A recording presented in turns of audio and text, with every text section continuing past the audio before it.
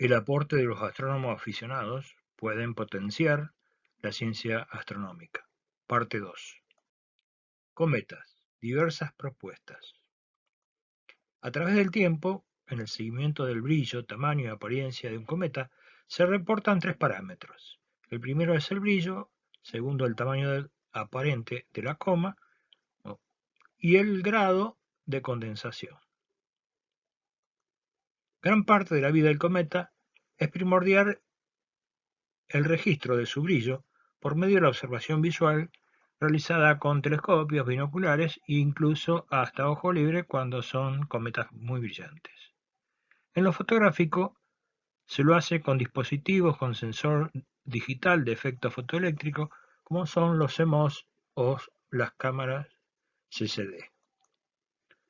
Y se obtiene una doble información que genera un reporte de astrometría y de fotometría que se envía formalmente vía email en un formato de comunicación que es muy específico y que va dirigido al MPC, el organismo de la Central de Planetas Menores de la Unión Astronómica Internacional, y también reportados al JPL de la NASA.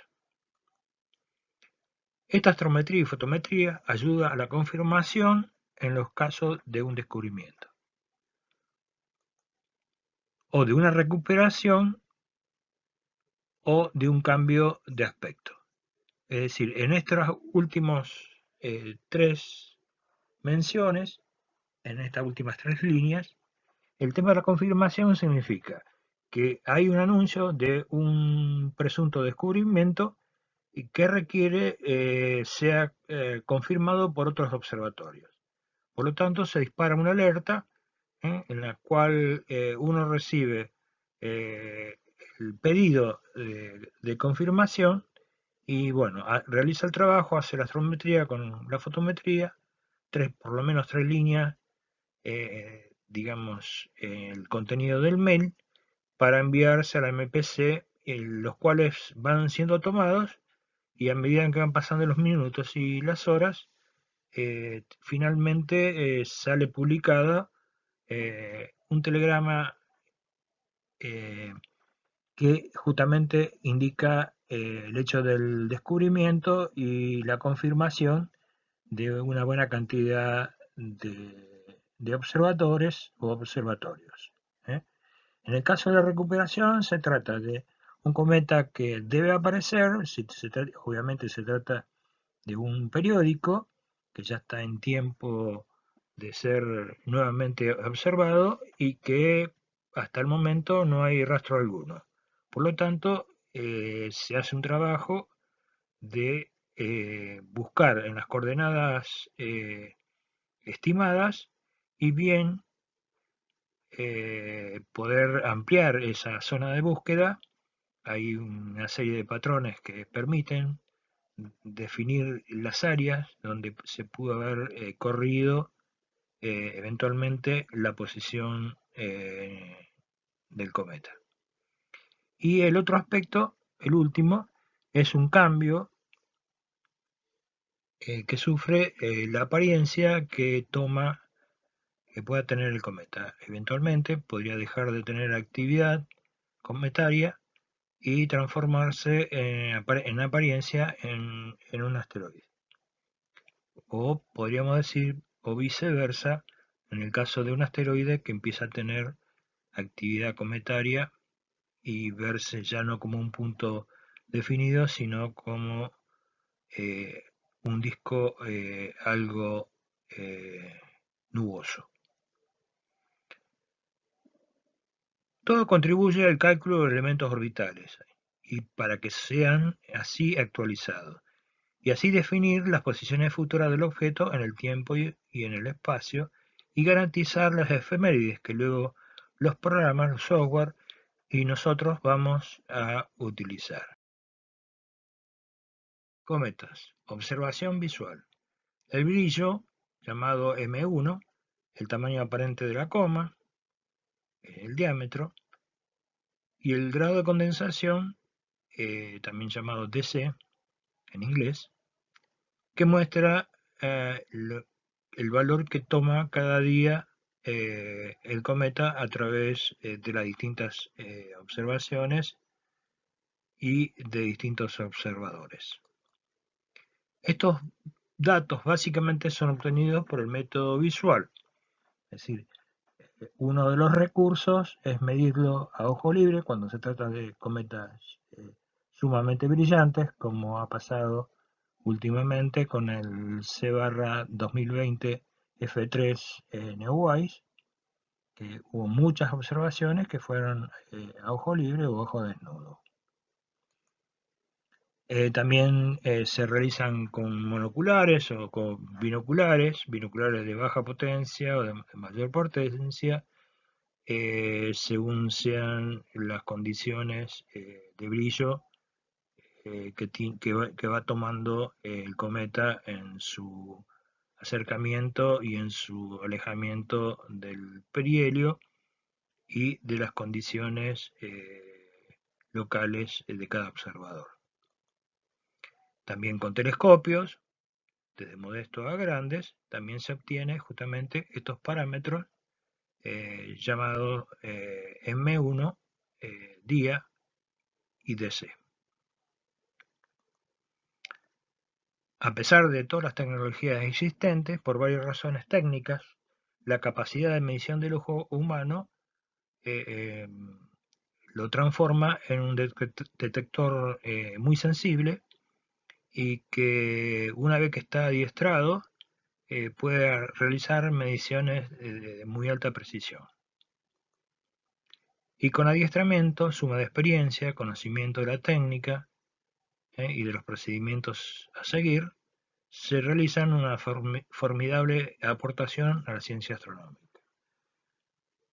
Desde este aporte se determinan luego los valores de tasa de producción de los componentes dominantes en cada lectura y hasta llegan a medirse el radio del núcleo y luego la masa del cometa. Es decir, hay una correspondencia entre la magnitud visual observada con la tasa de producción de los componentes. Es decir, en función de que el cometa se va acercando hacia el Sol, el combustible, digamos, básico, la producción básica, los elementos que se van sublimando están en función directa de la distancia. Entonces, primero sublimará el CO o el monóxido de carbono, luego el CO2, el dióxido de carbono, más o menos a unas 3 unidades astronómicas, hay una línea bastante bien definida que empieza la sublimación del agua, del H2O.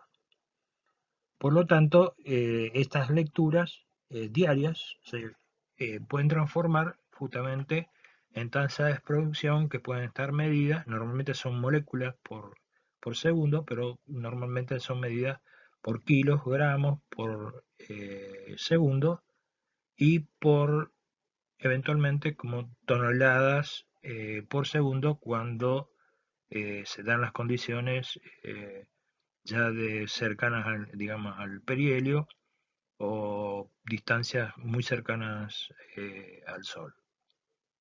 También se puede inferir el radio. Recordemos que en astronomía técnicamente medimos radios, no diámetros. Nosotros estamos acostumbrados a mencionar los diámetros, nos resulta más interesante e importante como expresarlo de esa manera, pero en realidad se mide el radio, bueno, lo podemos multiplicar por 2, lo duplicamos y obtenemos ese diámetro. Y luego, a paso posterior, llega a inferirse la masa de un cometa, ya que la densidad es un valor promedio que ronda aproximadamente medio gramo por centímetro cúbico. Tenemos aquí una serie de reportes que están publicados en una página de la Aliada que es Comet Observation Homepage y corresponden este último cometa visible, 2020 F3, Neowise, en estos días, en agosto 1 y fracción de día,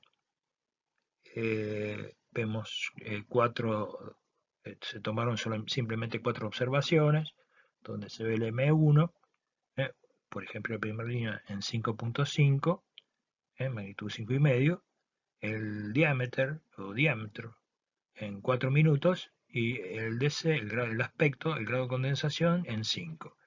Es decir, que tiene una zona central bastante brillante y bastante condensado en el centro y que corresponde justamente a un punto en la mitad de la escala del grado de condensación. Luego el instrumento utilizado, en este caso un 7x50 binocular, el nombre y apellido del observador, la localidad y el país, entre paréntesis, y entre corchetes toda cuestión de comentarios o indicación que se quiere realizar, por ejemplo, que hay presencia de luna o luz de luna. En la última línea habla de que la altitud del cometa era 35 grados, el método utilizado para la estima, que es el método de Morris, y que se usaron estrellas de comparación del catálogo del Tycho 2. Aquí tenemos una imagen de este gran cometa y particularmente quiero mostrarles por el valor que tiene la imagen, tomada en un gran angular, eh, la cola iónica azulada que sube rectilínea, eh, llegando hasta los límites de la fotografía, y la cola de polvo, de color amarillento, en forma de arco, la parte más densa en el borde superior, que corresponde a la línea de la órbita del mismo. Cometa, resumiendo. Destacamos la importancia de la observación visual. Es fundamental. Es un elemento que sí o sí es necesario obtener y que debemos fomentar para que haya más observadores visuales, ya que este elemento nos permite calcular muchas cosas que tienen que ver con la parte física del cometa, de la parte física de lo que pasa y que produce el núcleo cometario. Los reportes van en un formato específico, en este caso el nuestro en formato Morris-Liada. Finalmente es graficado en una curva de luz.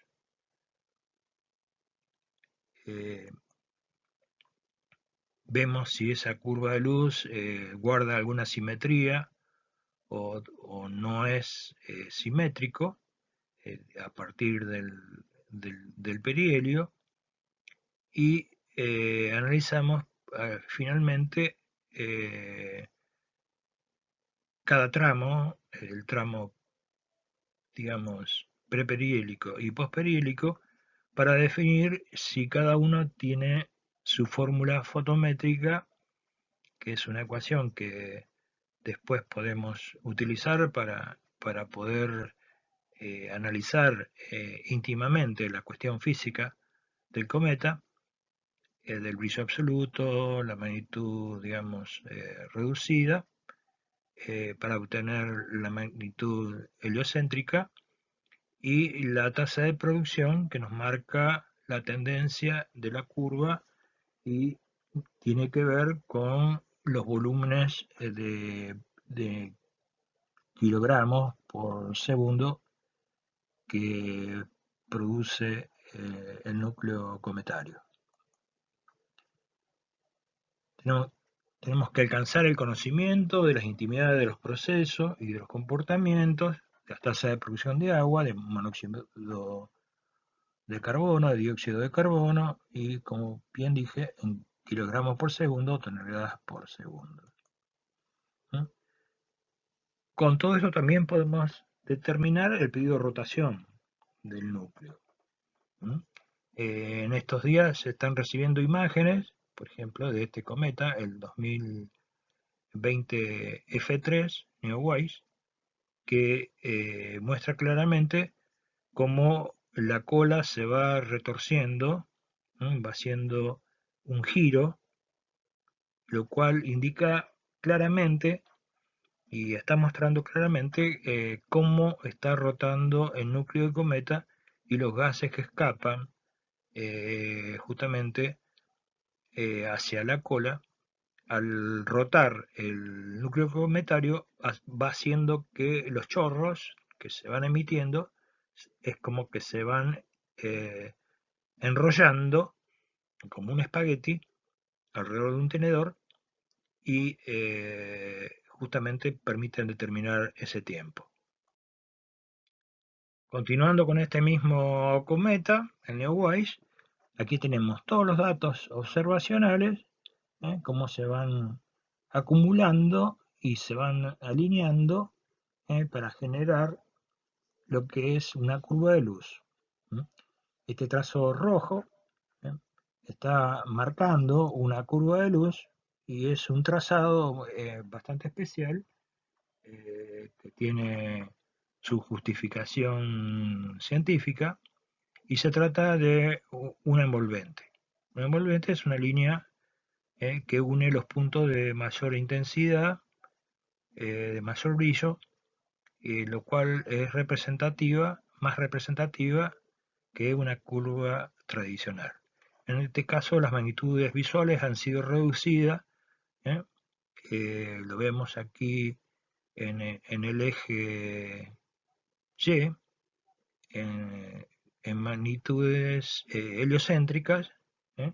Con -2 arriba y magnitud 14 en la parte baja. Y la parte muy brillante arriba y la fecha, los días al perihelio lo tenemos en el eje X. Entonces a medida que se fue acercando al Sol, el brillo fue subiendo hasta alcanzar, en este caso exactamente en el perihelio, el máximo. ¿Sí? No siempre ocurre que el máximo se alcanza justo en el perihelio. En este caso sí. Muchas veces pasa y nos hemos encontrado después de analizar una curva que el máximo ocurrió antes o bien después, días después del perihelio. En este caso todo el tramo postperihélico vienen cargados de datos y no hay tanta dispersión como a veces ocurre en otros casos.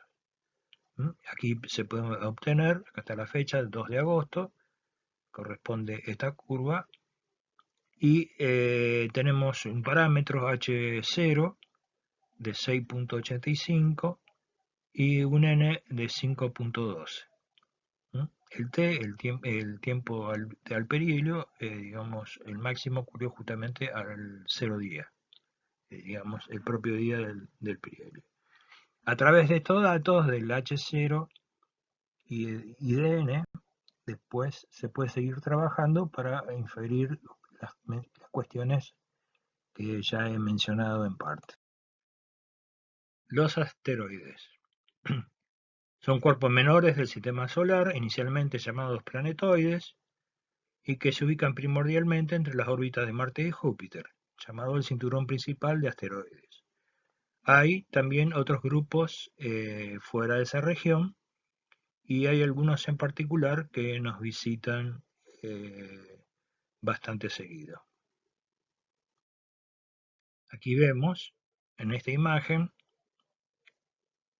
cómo se mueve un asteroide cercano a la Tierra sobre el fondo estelar.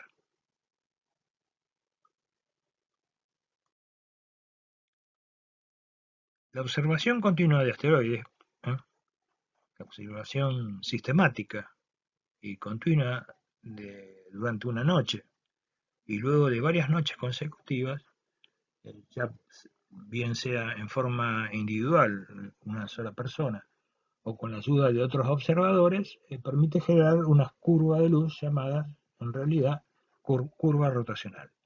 Es decir, a medida que ese asteroide que vimos pasar en el campo estelar se fue moviendo, lo que fue pasando es que fue reflejando distintas cantidades de luz del Sol. Por lo tanto, como si fuese un cuerpo facetado, ¿eh? va reflejando distintas cantidades de luz y más allá que tiene un valor de albedo promedio, ¿eh? Sin embargo, hay variaciones que la superficie es más o menos reflectante según sea la cara que mire hacia el Sol. Por lo tanto, genera lo que vemos aquí en el gráfico. Se trata del asteroide 1136 en Mercedes, y que un solo observador, Faustino García, desde España, a través de días y semanas, pudo hacer una curva de luz, que es una curva rotacional, bastante consistente, ya que no hay tanta dispersión eh, en los valores, y los valores tienen distintos colores porque están en función de cada uno de los días en que pudo realizar la observación, y lo cual fijó un periodo de 1.0266 desde la línea de la vertical azul, la primera vertical azul, hasta la segunda vertical azul. Es decir, de un mínimo hasta un mínimo, pudo obtener un periodo de rotación.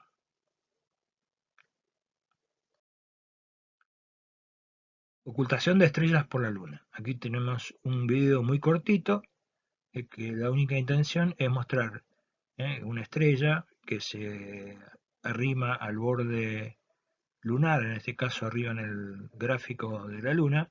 La ocultación se produce por el lado oscuro de la Luna. Luego la reaparición de muchas horas debería haber salido por el borde inferior, pero ya la Luna estaba fuera del alcance del telescopio, ya que estaba por debajo del horizonte. Por lo tanto, pudo tomar solamente el tiempo de la desaparición. Es decir, no pudo registrar, en este caso, la reaparición por la ubicación geográfica.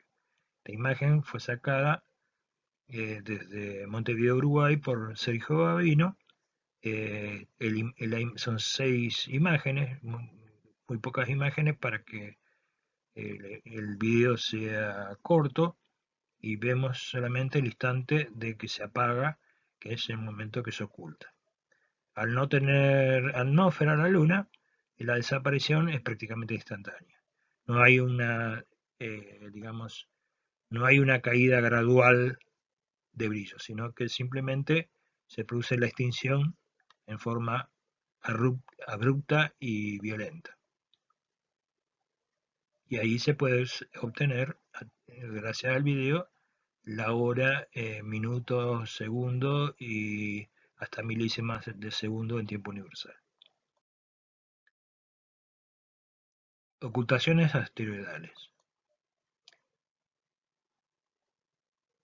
Venimos de haber tenido la experiencia de 2 ocultaciones de estrellas eh, pronosticadas por el Centauro, ¿no? Un tipo de asteroide que pertenece a la región de Kuiper, el número 10.199 Chariclo, es un asteroide que no se era un, digamos, era un objeto que solo se esperaba encontrarlo y medirlo en cuanto a diámetro y en cuanto a perfil. Sin embargo, ocurrió algo inesperado, ¿m? Que fue la primera detección de anillos alrededor de un objeto de este tipo. Y les cuento un poco la historia. El 26 de abril de 2015 hubo un pronóstico de ocultación fallido, las condiciones no se dieron, sobre Uruguay y Argentina. El 22 de mayo de 2015, bastante seguido por suerte y medianamente cercano, las posiciones sobre Brasil, Uruguay, Argentina, Chile, y hubo una convocatoria internacional realizada por astrónomos profesionales de un grupo de trabajo que trabaja justamente en este tipo de objetos, un seguimiento de objetos centauros y con satélites de los planetas principales, eventualmente con TNO, es decir, objetos transneptunianos, de Francia, de Brasil, a los que se sumaron observadores y observatorios profesionales de Uruguay, Argentina y Chile. La convocatoria de fecha 22 de mayo sufrió un cambio en el pronóstico anunciado. Es decir, todo ya estaba acomodado para que ocurriese en la región central, donde había, digamos, ubicada sobre la línea Montevideo-Rosario-Córdoba. Finalmente hubo un cambio en el pronóstico que lo llevó a un corrimiento mucho más al sur, modificando en mucho el plan y dejó afuera muchos observatorios establecidos con gran capacidad operativa y de detección de una estrella tan débil que sería la ocultada, es decir, la magnitud de la estrella que iba a ser ocultada fue de 14.3. Es decir, que normalmente se requiere un instrumental eh, que superen los 36 centímetros de abertura, lo ideal es 40 a 50 centímetros de abertura. También el clima jugó su carta en contra del registro del evento, ya que un fuerte frente nuboso entró por vía del Océano Pacífico, invadió la región de trabajo con fuertes vientos y mucho frío. Sin embargo, se pudo obtener el resultado. Hoy en día, cuando uno busca una publicación, una predicción del 10.199 de Chariclo, abajo a la izquierda ya figura sobreimpreso la posición y la orientación que tienen los anillos descubiertos en esa oportunidad. Retrocediendo la predicción justo a ese 22 de mayo, vemos exactamente dónde pasaba. Pasaba en una región que cruzaba la Patagonia, tanto de Argentina como de Chile, a la altura de la península de Valdés y al sur de, digamos, de la provincia, del extremo de la provincia de Buenos Aires.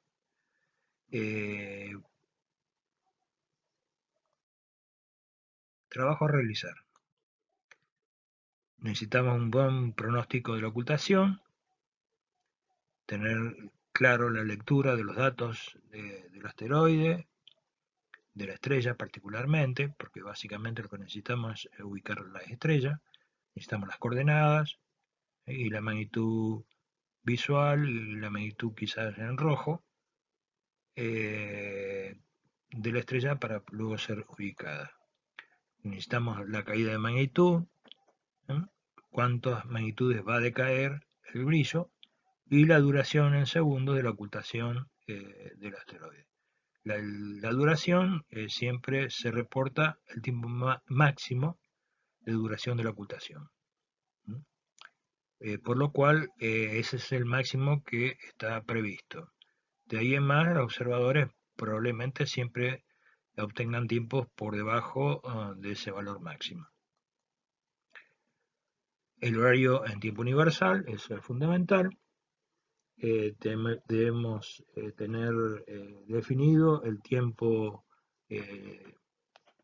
local o en tiempo universal del centro de la ocultación, de la línea que corresponde al centro de la faja o de la banda de ocultación, y tener la hora precisa de los relojes de la PC, de la notebook, de la cámara de video. Si todos los dispositivos tienen que estar ajustados no al tiempo habitual de Windows, por decir un operativo, sino un ajuste mucho mejor.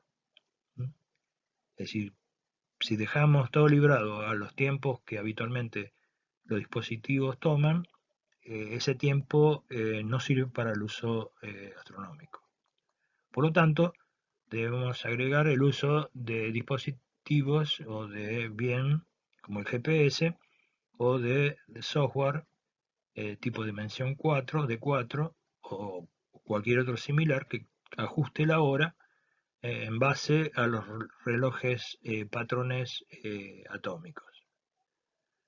Reconocimiento del campo estelar y si es necesario comenzar a trabajar unas noches anteriores para adiestrarnos y para practicar y para reconocer perfectamente el campo, ya que una cosa es la carta celeste utilizada, si bien puede ser, aunque digamos, puedan ser de la mejor fuente de información, por ejemplo, del catálogo Gaia DR2, una cosa es lo que tenemos en la carta o en el programa, de, digamos, tipo planetario, y otra cosa muy distinta es cómo reacciona la cámara en función de, no de las magnitudes, sino en función del tipo espectral de las estrellas. Entonces, por ejemplo, una estrella roja con un detector tipo CMOS o CCD, lo vamos a visualizar como un punto mucho más brillante, ya que la sensibilidad mayor que tiene la cámara está situada en la región roja del espectro y entrando en parte en el infrarrojo cercano. Por ejemplo, las estrellas azules, al detectarlo medirlo en el rojo, obviamente, aunque sean muy brillantes, las vamos a ver bastante menos brillantes de lo que son. Es decir, todo el esfuerzo está focalizado en localizar la estrella en cuestión. Tenemos que tener más que claro cuál es la estrella que va a ser ocultada. Aquí tenemos otro caso ¿eh? De otro asteroide, una predicción eh, del 500, asteroide 501, y que ocultaba una estrella bastante brillante, que era del catálogo del Tycho, un TIC, una estrella TIC, que de magnitud 10,9 y tenía una caída de brillo de 3,5 magnitudes, una caída bastante profunda. Es decir, de estar en casi 11, iba a terminar en 14,5, así que prácticamente casi iba a desaparecer si ocurriese una ocultación positiva. Entonces, en cada mapa tenemos una línea central en verde y dos límites, uno norte hacia arriba y otro sur, que nos marcan la faja donde tiene la mayor probabilidad de que ocurra.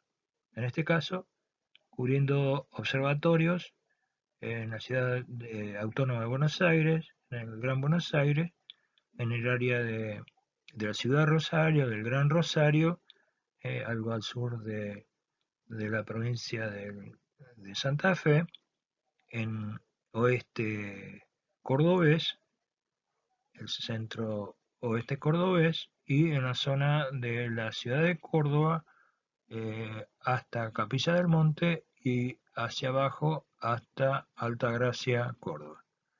Todas esas localidades donde hay aficionados con telescopios montados, instalados, observatorios fijos, en su gran mayoría de los que están señalados aquí, era la zona de, digamos, de mayor probabilidad. Sin embargo, siempre, como en todo cálculo, hay error y por lo tanto se estiman lo que se llaman sigmas es extender el área donde disminuye la probabilidad, pero sin embargo, de pasar algo extraño, de que se desplace el asteroide, algo más al norte o más al sur, esos observatorios que están entre las trazas rojas intensas lo puedan tomar. O bien aquellos que están en el sigma 2, que es la traza roja finita, débil, más débil. Por ejemplo, hacia el norte hay dos observatorios. En realidad había tres observadores, porque había dos en el área de Paraná y Oro Verde, más uno en la ciudad de Santa Fe. Entonces, podríamos trazar con más sigmas el sigma 3, el sigma 4 y el sigma 5, ¿no?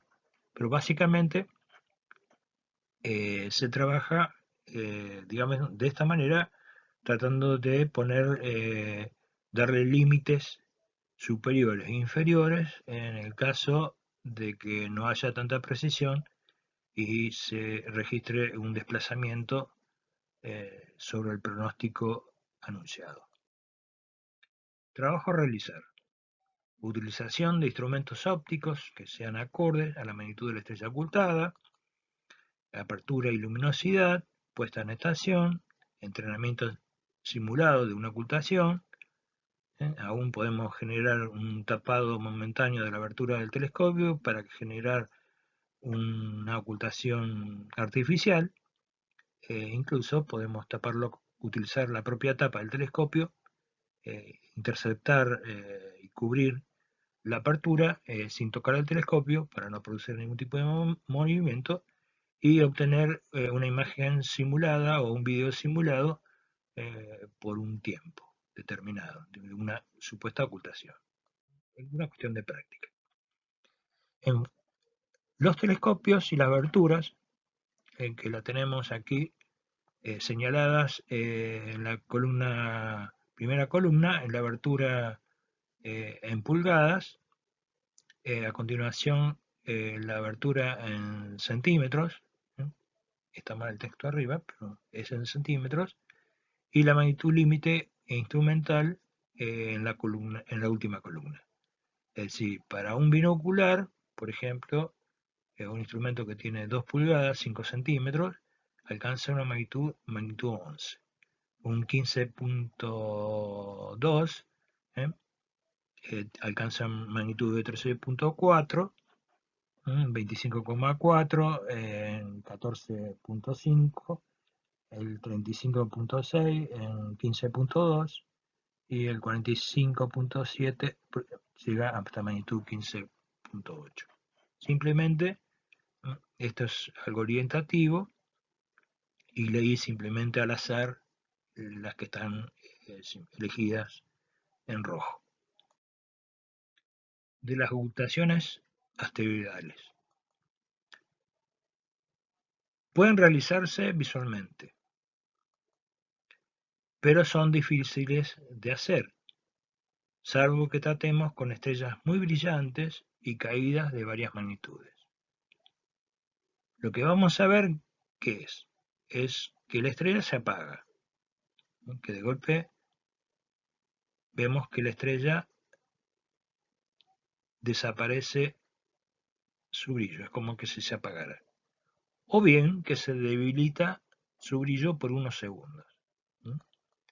Eso, según sea la caída, vamos a ver si una caída muy profunda de muchas magnitudes, obviamente se apaga por un momento, por unos segundos, el brillo de la estrella. Requiere de tomar el tiempo a la décima de segundo cuando se produce la caída y un nuevo tiempo para el retorno al brillo normal de la misma. En general, lo más aconsejable es el uso de cámara de vídeo montada en el foco del telescopio o bien detectores del tipo CMOS que graben la imagen en formato FIT. En su reemplazo podemos utilizar una cámara reflex digital. Simplemente recomendamos el uso del que sea grabado en formato RAW. y no en JPG. Es decir, el formato RAW va a contener toda la información sin ningún tipo de pérdida ni compresión de la imagen.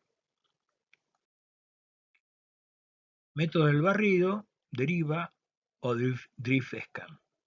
Aquí vemos cómo está aplicado en esta imagen fotográfica este método del barrido. Y ahora vamos a ver en qué consiste. Vamos a ubicar la estrella candidata a la ocultación en el borde este del cuadro de toma. Este cuadro de toma tiene un nombre técnico y que es conocido como FOV, Field of View, vista del campo, del equipo. ¿Qué es lo que vamos a realizar? Vamos a ubicar una estrella en el borde este de la imagen. En este caso está señalada porque ¿qué se hizo? Para que se produzca este puntito más brillante en la traza. Para que quede marcado, señalado cuál era el este, se expuso, luego, por unos segundos, 1 o 2 segundos, y luego se detuvo el seguimiento del telescopio. Es un telescopio de montura ecuatorial, se detuvo el movimiento, entonces, por lo tanto, empieza a correr el movimiento aparente de la esfera celeste y dejar las trazas de las estrellas. Entonces, ese puntito que inicia la traza, aunque no nos sirve para determinación de tiempo, es simplemente una práctica para definir cuál es el este en la imagen. Una vez que tenemos allí ubicado en el este, detenemos allí el motor de seguimiento, inmediatamente disparamos la captura de imagen, dejando abierto el obturador por un tiempo conocido. Tiempo que previamente podemos calcular y determinar conforme el FOV o el campo que tenemos conforme la configuración del telescopio más la de la cámara. Continuando el método de barrido, la velocidad regular de rotación terrestre hará que la estrella deje un trazo en la imagen y a mayor brillo, mayor grosor del trazo y viceversa. Es decir, aquí podemos reconocer incluso hasta las magnitudes que tienen las estrellas en función del ancho y la intensidad de los trazos dejados. El tiempo de exposición debe ser suficiente como para que el trazo de la estrella esté siempre dentro del FOV que se logre con el equipo utilizado, asegurándose que la misma contenga el comienzo y el final de la captura. Sí, por eso que hay que hacer un trabajo previo para que no nos encontremos sobre la marcha intentando hacer el registro y decir, bueno, le vamos a dar 2 minutos de exposición. Resulta que el comienzo sí está dentro del FOV, dentro del campo fotográfico. El único tema que fue tanto el tiempo de exposición que terminó fuera del FOV. Por lo tanto, ya ese extremo, ese dato extremo, que hay tiempo en horas, minutos, segundos y hasta centésima milésima de segundo en tiempo universal, perdemos ese dato. Entonces, por eso que tenemos que lograr que finalice dentro, la captura finalice dentro del FOV. Aquí tenemos el caso histórico del 976 Benjamina, que un 19 de julio del 2003, desde la ciudad de Rosario, en una noche de muchísima niebla, a pesar de todo, por la hora de la ocultación, que era 8:28 de la mañana en tiempo universal, es decir, localmente serían las 5, casi 28 minutos de la madrugada, hacer una estrella muy brillante, esta SAO 161.093, fue prácticamente la única estrella que estaba visible en el campo de la cámara, todo el resto se borró a causa de la bruma que existía y eso que se abrió un poquito. en esa región. Sin embargo, esto tenía un tiempo relativamente corto en función del fog, sin embargo, porque sabíamos que tenía alta probabilidad de que ocurriera en más o menos aproximadamente en la mitad de ese tiempo. Sin embargo, vemos que en función de la, digamos, de la mitad del total de la traza, la ocultación se adelantó. Esta imagen que tenemos así, cortada así, nos podríamos imaginar que en la zona del corte tendríamos una elipse o un círculo, trazamos un círculo interior donde nos mostraría el objeto Benjamina.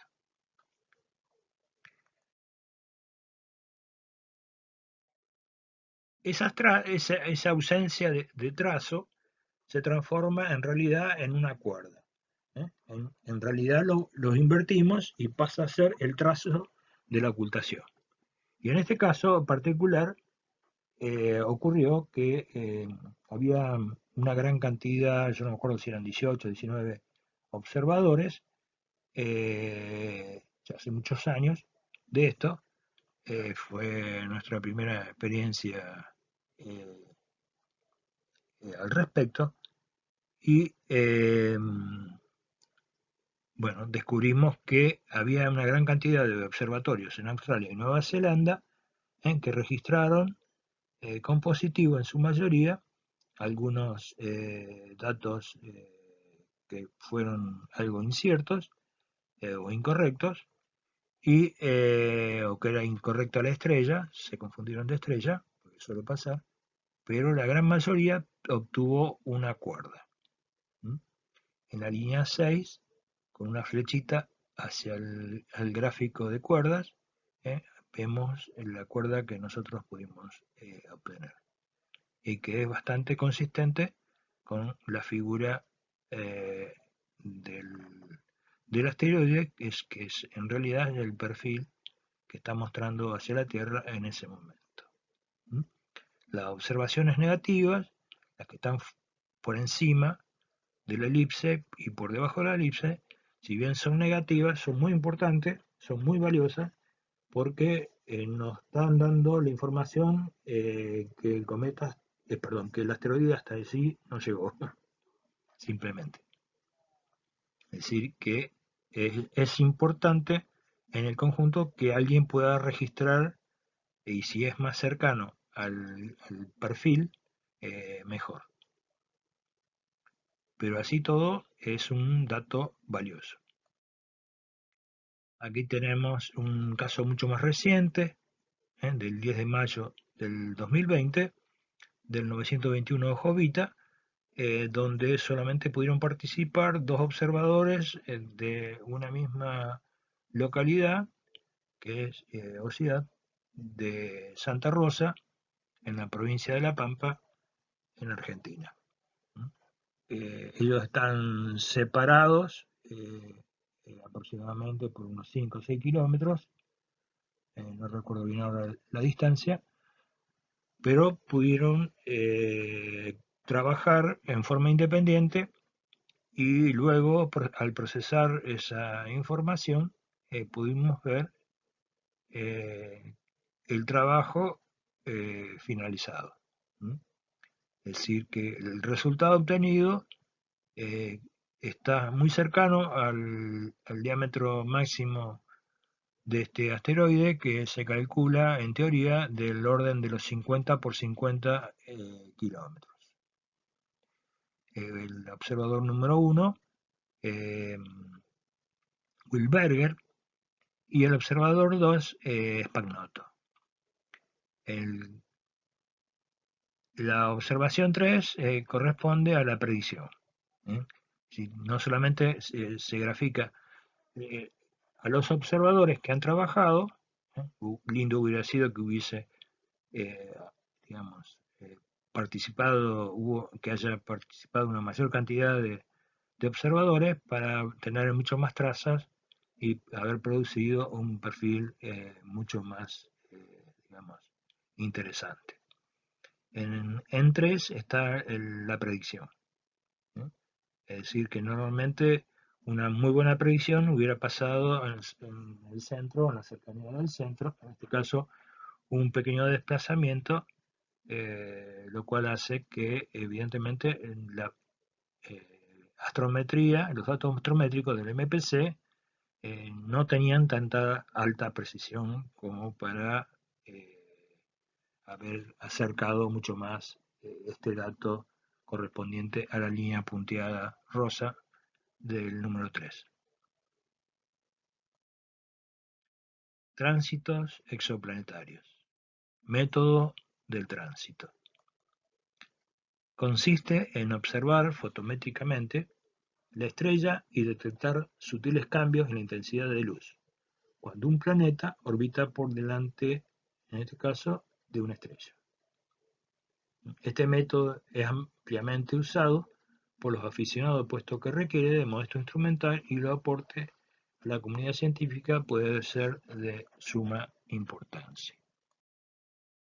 Aquí tenemos un gráfico explicativo en, digamos, lo que vamos a obtener eh, con el telescopio apuntando a una determinada estrella que ya está anunciada que le ocurre un tránsito exoplanetario o un tránsito planetario simplemente, es la parte inferior de un gráfico que es una curva de luz.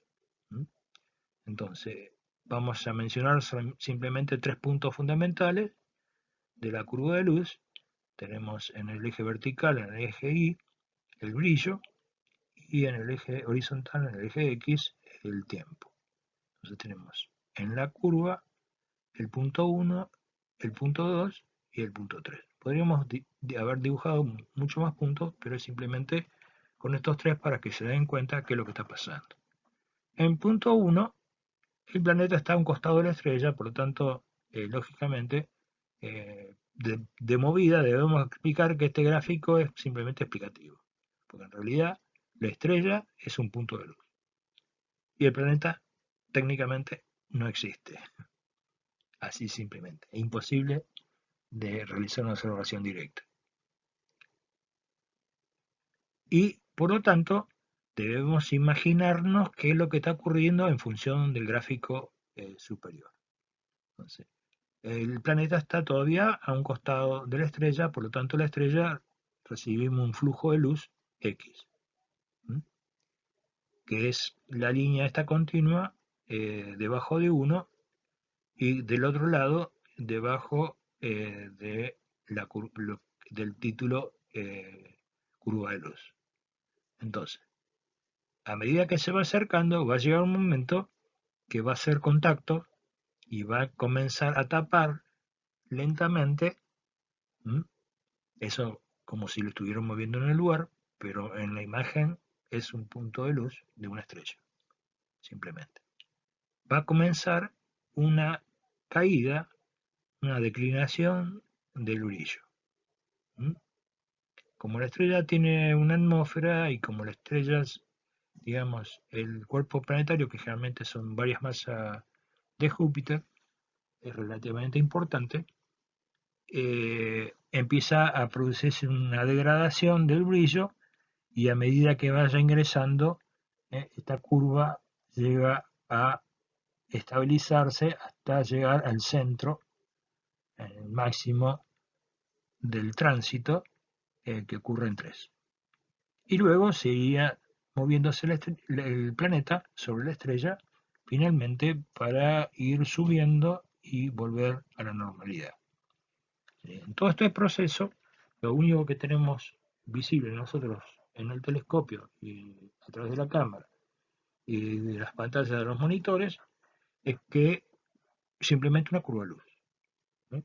Tenemos un brillo constante, podemos tener estrellas de comparación abiertas para ver si le pasa algo, si está todo bien, una forma de chequearla, y descubrimos que simplemente empieza a graficar una caída, los datos empiezan a decaer, se estabilizan y vuelven a subir y se vuelven a normalizar. En la siguiente tenemos justamente esto que estoy contando. ¿Mm? Tenemos una gran cantidad de datos, ¿mm? Que al trazarle una curva, una representación en azul de la curva de luz, vemos que tiene un tramo recto, estable, y después el descenso, un amesetamiento y una vuelta a subida y una vuelta a la normalidad. Si tiene los mismos valores que el inicio. ¿Mm? Acá se ajustaron un poco los valores, pero es muy poca la diferencia. Sin embargo, es la manera en que se va trabajando, ¿no? Con los datos opcionales se van removiendo todos los datos que de pronto pueden ser errores de píxel, de valores de píxel, se van descartando todo aquello que pueda ser un artefacto, cualquier punto que no corresponda al de la estrella.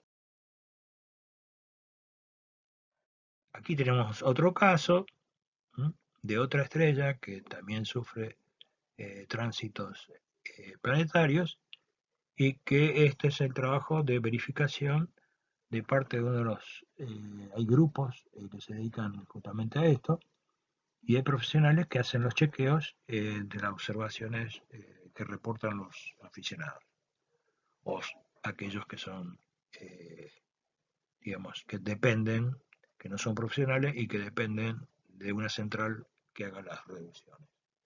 Entonces, esto hace que afinan, tienen herramientas, tienen, digamos, graficadores con series de Fourier mucho más complejas y, y que de carácter profesional, y que afinan la punta del lápiz para graficar con los errores que contienen cada uno de los datos, y en este caso en verde una estrella de comparación.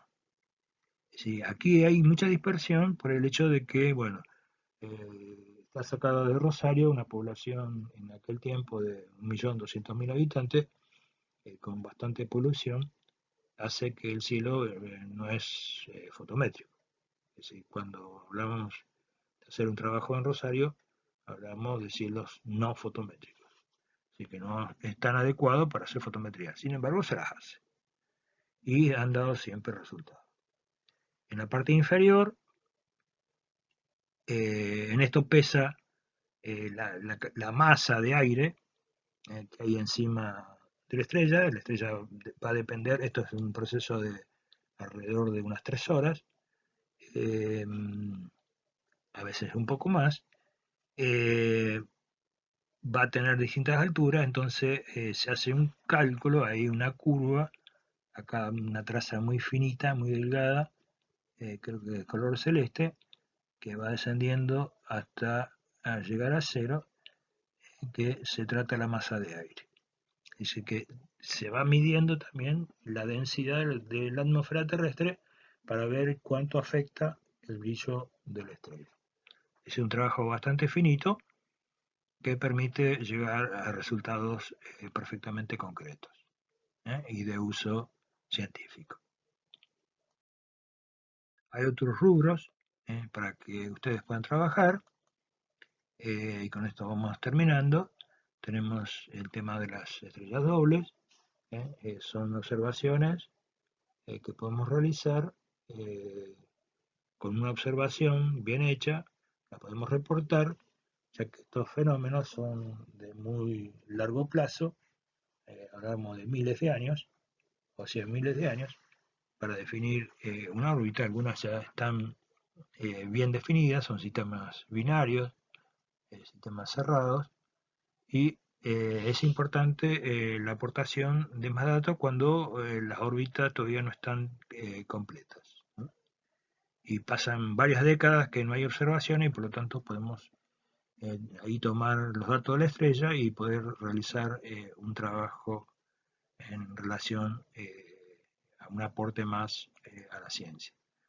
Y luego tenemos el tema de las estrellas variables, que hay un par de centenares de casos diferentes de estrellas variables, y básicamente quiero mencionar no las de largo periodo, porque hablamos de cientos o miles de días, es un trabajo demasiado largo y complejo, pero bueno, hay quienes se animan a hacerlo y requiere a lo mejor de mediciones quincenales o de mediciones mensuales sistemáticas para poder a través de varios años hacer curva de luz. Lo que sí importa, y es muy interesante, re interesante, hay sitios que publican ocultaciones de variables de muy corto periodo, periodos de horas. Eh, y eh, en trabajar en una noche justamente en ese tipo de variable nos permite justamente aportar toda esa información, esa curva de luz y todos esos datos a la central que procesa esa información y que permite determinar con mayor precisión digamos, el rango de variación de luz. Hasta a veces puedes cambiar. Si es bueno el trabajo, puede generar hasta un paper de publicación por parte de los profesionales con los créditos correspondientes del observador. También interesante es el tema de lluvias de meteoros, ¿no? No tan solo por, digamos, los clásicos, las lluvias clásicas, que mayormente son del hemisferio norte. En el caso de los que estamos en el hemisferio sur, es bueno retomar, digamos, una línea de trabajo en cuanto a radiantes, que son los puntos donde emergen las estrellas de la lluvia meteórica. Esos meteoros que, digamos, que quizás no sean lluvias tan intensas, de gran cantidad, de una tasa alta de meteoros por hora, sino de unos pocos meteoros por hora, e igualmente que falta información, falta conocimiento de esos radiantes, porque año por año ese radiante por ahí, digamos, da valores de 4, 5, 6, 7 meteoros, 10 meteoros por hora, y puede ocurrir que en pasada una secuencia de años y medido todos esos años, nos encontremos que de pronto la tasa de meteoros aumente considerablemente. Entonces, en vez de tener valores de 10, 15 o 20, podamos pasar a 40, 50, 60, 70, lo cual nos indica cómo la sumatoria de cada una de esas campañas nos puede estar indicando exactamente cómo es la distribución de los meteoros en el espacio y quizás determinar en el futuro cuando se produce el máximo, donde mayor concentración de meteoros hay, y la fecha, el periodo de cantidad de días en que se produce dicha lluvia. Lluvia se refiere al hecho de ver una cantidad de meteoros caer